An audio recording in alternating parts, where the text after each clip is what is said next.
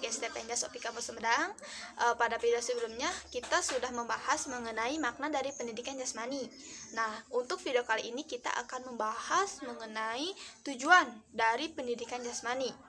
Nah, untuk itu silahkan simak videonya, semoga bermanfaat. Oke, jadi untuk tujuan dari pendidikan jasmani ini memiliki 5 tujuan. Nah, yang pertama itu ada pengembangan kebugaran. Nah, yang kedua ada pengembangan keterampilan. Yang ketiga ada pengembangan emosi. Yang keempat ada pengembangan intelektual. Dan yang kelima ada pengembangan moral dan afektif. Nah, kita langsung saja untuk apa sih tujuan dari pengembangan kebugaran. Nah, jadi pengembangan kebugaran ini berhubungan dengan kemampuan melakukan aktivitas-aktivitas yang melibatkan kekuatan fisik dari berbagai organ tubuh seseorang atau physical fitness. Jadi tujuan dari pendidikan jasmani yang pertama adalah pengembangan kebugaran. Jadi intinya semakin tinggi kebugaran jasmani seseorang, maka semakin baik pula kemampuan kerja fisik seseorang. Nah, yang kedua itu ada pengembangan keterampilan. Nah, jadi pengembangan keterampilan ini berhubungan dengan kemampuan melakukan gerak secara efektif, efisien, halus, indah, dan sempurna. Artinya, untuk pengembangan keterampilan ini lebih kepada gerakan. Gerakan, lalu teknik-teknik yang digunakan, apakah efektif, efisien, halus, indah, dan sempurna, dan sebagainya untuk tujuan dari pengembangan keterampilan. Lalu selanjutnya ada pengembangan emosi. Nah, pengembangan emosi ini mencakup dari kemampuan pengendalian diri, lalu kemampuan memotivasi diri, ketekunan, dan kemampuan berempati. Intinya, kalau misalkan untuk berhubungan dengan emosi adalah perasaan yang dikeluarkan kepada seseorang atau kepada sesuatu. Nah, lalu yang keempat ada pengembangan intelektual.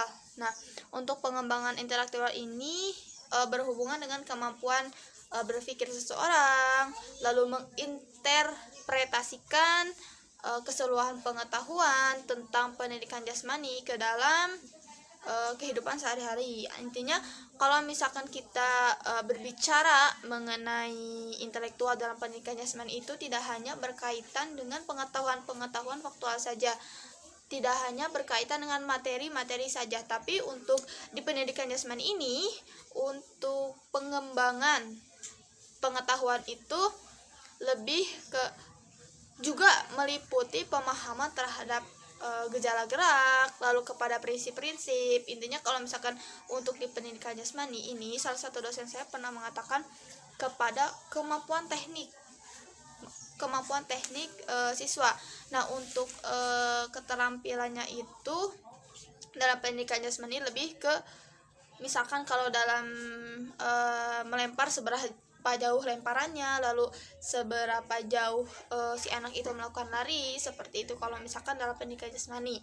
Nah, lalu ada yang terakhir kepada pengembangan moral dan efektif yang berhubungan dengan kemampuan siswa dalam menyesuaikan diri di dalam suatu kelompok atau di dalam masyarakat. Nah, tadi kan sudah dibahas mengenai adanya pengembangan emosi dan pengembangan moral dan afektif. Lalu apa sih perbedaan dari pengembangan emosi lalu pengembangan moral dan afektif? Jadi kalau misalkan untuk pengembangan emosi itu lebih ke perasaan, menunjukkan kepada seseorang atau sesuatu. Jadi emosi itu lebih ke seseorang menunjukkan perasaan terhadap seseorang dan sesuatu.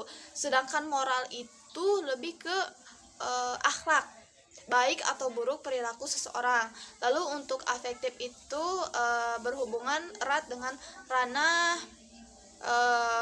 sikap dan nilai, seperti itu. Untuk perbedaan antara jika ada yang bingung mengenai apa sih, kan ada pengembangan emosi lalu ada pengembangan moral dan afektif. Nah, itu apa perbedaannya? Tadi saya sudah jelaskan.